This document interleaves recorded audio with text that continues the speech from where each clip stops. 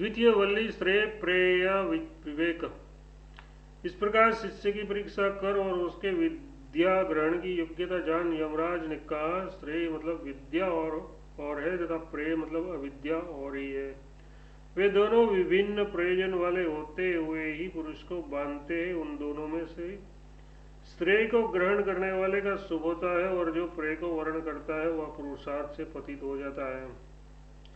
श्रेय यथार्थ निश्रेय यथार्थ अत्यंत भिन्न ही है तथा प्रेय यानी प्रियतर वस्तु भी अन्य ही है। वे श्रेय और प्रेय दोनों विभिन्न प्रयोजन वाले होने पर भी अधिकारी यानी वर्णाश्रम आदि विशिष्ट पुरुष का बंधन कर देते हैं। यथार्थ सब लोग उन्हीं के द्वारा अपने विद्या संबंधी कर्तव्य से युक्त हो जाते हैं। अभ्युदय की इच्छा वाला पुरुष प्रेय से और अमृतत्व का इच्छुक श्रेय से प्रवृत्त होता है। अतः श्रेय और प्रेय इन दोनों के प्रयोजन की कर्तव्यता के कारण सब लोग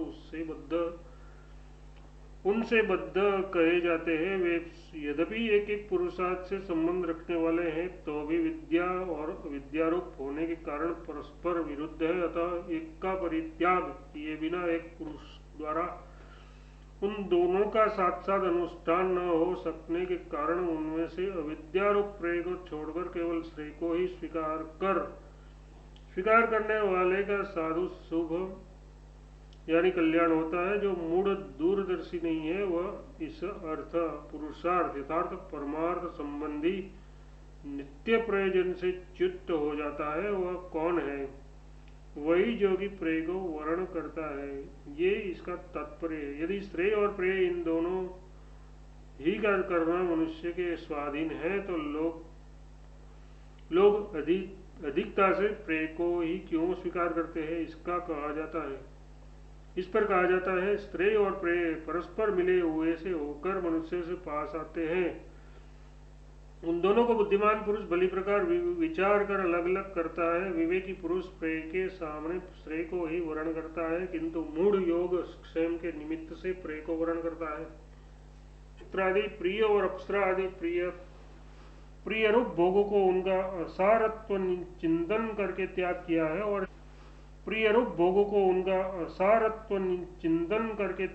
है और जिसमें बहुत से मनुष्य डूब जाते हैं उस चिंतन करके त्याग किया है और जिसमें बहुत से मनुष्य डूब जाते हैं उस इस धन प्राय निंदित गति को तो बहुत से मनुष्य डूब जाते हैं उस इस धन प्राय निंदित गति को तो प्राप्त नहीं हुआ।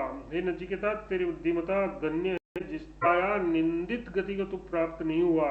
हे नचिकेता तेरी बुद्धिमता गण्य है जिस तूने की तेरी बुद्धिमता गण्य है मेरे द्वारा बारंबार गण्य है जिस तूने की मेरे द्वारा बारंबार प्रलोभित किए जाने पर भी पुत्रादि प्रिय हुआ तथा मेरे द्वारा बारंबार प्रलोभित किए जाने पर भी पुत्रादि प्रिय हुआ तथा अप्सरादि प्रिय रूप पुत्रादि प्रिय हुआ तथा अप्सरादि प्रिय रूप भोगों को उनकी अनित्यता और असारता आदि दोषों का विचार करके परित्याग कर दिया और जिसमें मूढ़ पुरुष प्रवृत्त हुआ करते हैं उस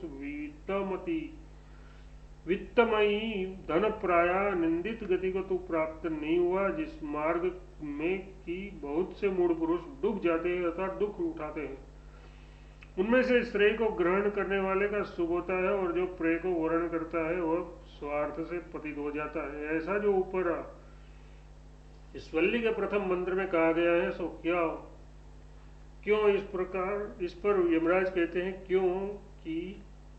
क्योंकि जो विद्या और अविद्या रूप से जानी गई है वे दोनों अत्यंत विरुद्ध स्वभाव वाली और विपरीत फल देने वाली है। मैं तुझ नचिकेता को विद्याविलासी मानता हूं क्योंकि तुझे बहुत से भोगों ने भी नहीं लुभाया। ये दोनों प्रकाश और अंधकार के समान विवेक और अविवेक रूप होने से दुरम यथार्थ महान अंतर के साथ विपरीत है। आपस में एक दूसरे से व्यावृत रूप है और विशुचि यथार्थ नाना गति वाले हैं यानी संसार और मोक्ष के कारण होने से विभिन्न फलयुक्त है। वे कौन है? इस पर कहते हैं जो कि पंडितों द्वारा प्रेय को विषय करने वाली अविद्या तथा श्रेयो विषया विद्या रूप से जानी गई है, उनमें तुझे नचिकेता को मैं विद्याभिलाषी यथार्थ विद्यार्थी मानता हूँ। क्यों मानता हूँ? क्योंकि अविवेकियों की बुद्धि को प्रलोभित करने वाले अप्सरा आदि बहुत से भोग भी तुझे लुभा नहीं सके। उन्होंने तेरे हृदय में अपने भोग की इच्छा उत्पन्न करके तुझे श्रेयो मार्ग से विचलित नहीं किया। अतः मैं तुझे विद्यार्थी यानी श्रेय का पात्र समझता हूँ, वह इसका अभिप्राय है। अविद्याग्रस्तों की दुर्दशा। किंतु जो संसार के पात्र हैं वे अविद्या के भीतर रहने वाले, अपने आप बड़े बुद्धिमान बने हुए और अपने को पंडित मानने वाले मूढ़ पुरुष अंधे से ही ले जाए जाते हुए अंधे के समान अनेकों कुटिल गतियों की इच्छा करते हुए भटकते रहते हैं। वे घनीभूत अंधकार के समान अविद्या के भीतर स्थित हो पुत्र पशु आदि सैकड़ों तृष्णा पाशों से बंधे हुए व्यवहार में लगे रहते हैं। जिस प्रकार अंधे यानी दृष्टिहीन पुरुष से विषय मार्ग में ले जाए जाते हुए बहुत से अंधे महान अनर्थ को प्राप्त होते हैं, उसी प्रकार हम बड़े धीर यानी बुद्धिमान है और पंडित यथार्थ शास्त्र कुशल है। इस प्रकार अपने को मानने वाले वे मूढ़ अविवेकी पुरुष नाना प्रकार की अत्यंत कुटिल गतियों की इच्छा करते हुए जरा मरण और रोगादि दुखों से सब ओर भटकते रहते हैं। अतः एवं मूर्ता के कारण धन के मोह से अंधे हुए और प्रमाद करने वाले उन मूर्खों को परलोक का साधन नहीं सूझता। ये लोक है, परलोक नहीं है, ऐसा मानने वाला पुरुष बारंबार मेरे वश को प्राप्त होता है, उसे संपरायण भाषित नहीं होता। देहपात के अनंतर जिसके प्रति गमन किया जाए उसे संपरायण परलोक कहते हैं। उसकी प्राप्ति ही जिसका प्रयोजन है वह साधन विशेष शास्त्रीय संपरायण।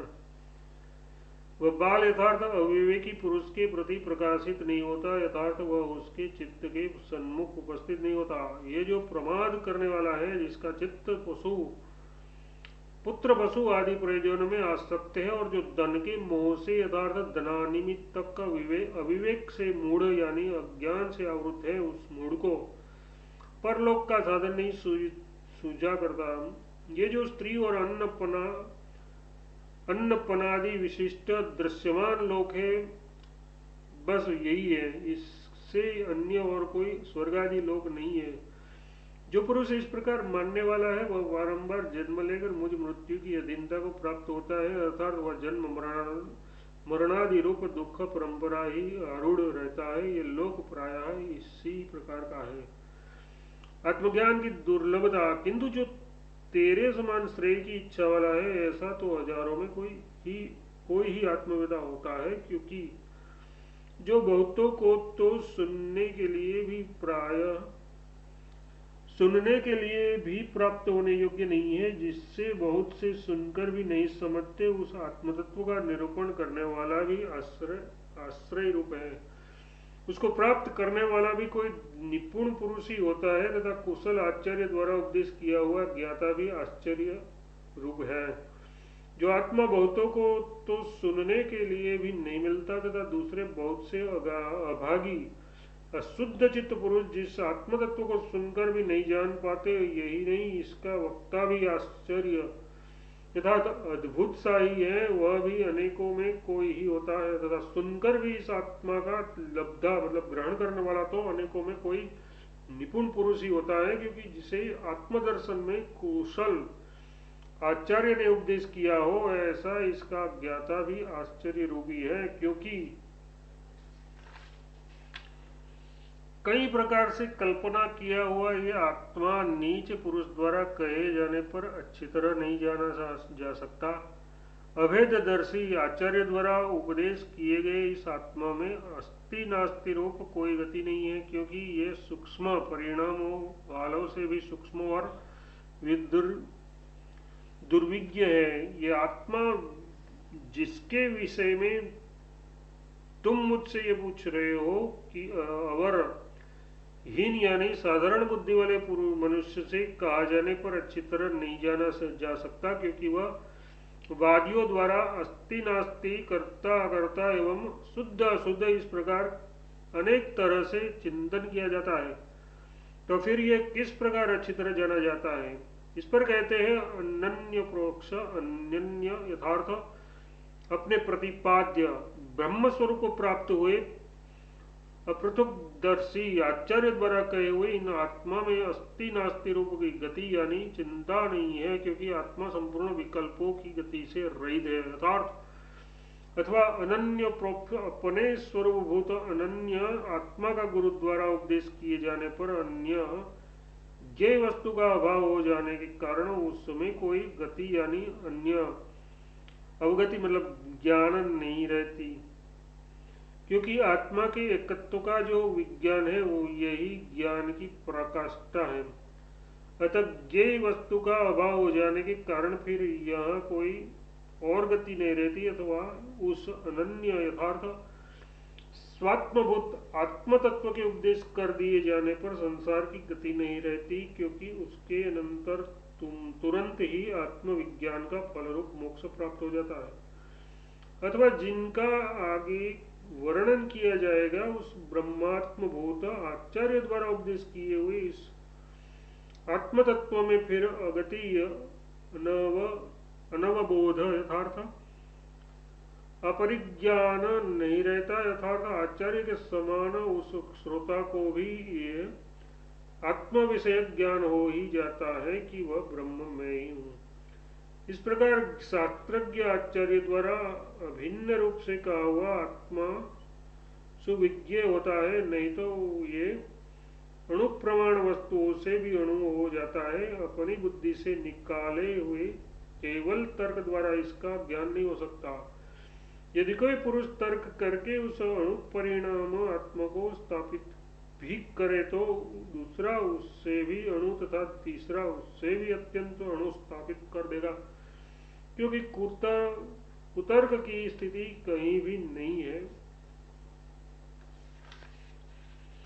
हे प्रियतम, सम्यक ज्ञान के लिए शुष्क तार्किक से भिन्न शास्त्रज्ञ आचार्य द्वारा कही हुई ये बुद्धि जिसे कि तू प्राप्त हुआ है तर्क द्वारा प्राप्त नहीं हो योग्य, तर्क द्वारा प्राप्त होने योग्य नहीं है।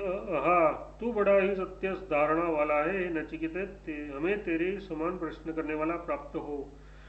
अतः अभेददर्शी आचार्य द्वारा उपदेश किए हुए आत्मा में उत्पन्न हुए जो ये शास्त्र प्रतिपाद आत्म विषयक मति है वह तर्क से यथार्थ अपनी बुद्धि के ऊहापोह मात्र से प्राप्त होने योग्य नहीं है, अथवा वह समझो कि ये आत्मबुद्धि तर्क शक्ति से अपने तत्वव्य यानी छोड़े जाने योग्य नहीं है, क्योंकि तार्किक तो आध्यात्म शास्त्र से अनभिज्ञ होते हैं। वह अपनी बुद्धि से कल्पना किया हुआ चाहे तो बुद्धि से कल्पना किया हुआ चाहे जो कहता रहता है। अतः हे श्रेष्ठ प्रियतम, ये जो शास्त्र जनित आत्मबुद्धि है वह तो तार्किक से विभिन्न किसी शास्त्रज्ञ आचार्य द्वारा उपदेश की जाने पर ही सम्यक ज्ञान की कारण होती है। अच्छा, तो तर्क से प्राप्त न होने योग्य वह मति कौन सी है? इस पर कहते हैं, जिस मति को तूने मेरे वर प्रदान से प्राप्त किया है, जिस तेरी धृति सत्य यथार्थ पदार्थों को विषय करने वाली है, वह तू सत्य धृति है। बता, इस अव्यय से अनुकंपा करते हुए यमराज आगे कहे जाने वाले विज्ञान की स्तुति के लिए नचिकेता से कहते हैं, हे नचिकेते, हमें तेरे समान प्रश्न करने वाला और भी पुत्र यथार्थ अथवा शिष्य मिले, परंतु वह जो कैसा जैसा कि तू प्रश्न करने वाला है। नचिकेता से प्रसन्न हुए मृत्यु ने फिर भी कहा, मैं ये जानता हूं कि कर्म फलरूप निधि अनित्य है, क्योंकि अनित्य साधनों द्वारा वह नित्य आत्मा प्राप्त नहीं किया जा सकता। तब मेरे द्वारा नाचिकेत अग्नि का चयन किया गया। उस अनित्य पदार्थों से ही मैं अपेक्षित नित्य याम्य पद को प्राप्त हुआ हूँ, जिसके लिए निधि खजाने के समान प्रार्थना की जाती है, वह कर्मफल रूप निधि ही सेवधि है। ये अनित्य सदा न रहने वाली है, ऐसा मैं जानता हूँ, क्योंकि इन अनित्य यानी अस्थिर साधनों से वह परमात्मा नामक नित्य स्थिर निधि प्राप्त नहीं की जा सकती। जो निधि अनित्य सुख स्वरूप है वही अनित्य पदार्थों से प्राप्त होती है, क्योंकि ऐसा ही इसके लिए ये जानबूझकर भी कि अनित्य साधनों से नित्य की प्राप्ति नहीं होती। नाचिकेत अग्नि का चयन किया था, यथार्थ पशु आदि अनित्य पदार्थों से सुख स्वर्ग सुख के साधन रूप उस अग्नि का संपादन किया था, उसी से मैं अधिकार संपन्न होकर अपेक्षित नित्य स्वर्ग नामक सम्यक स्थान को प्राप्त हुआ हूँ।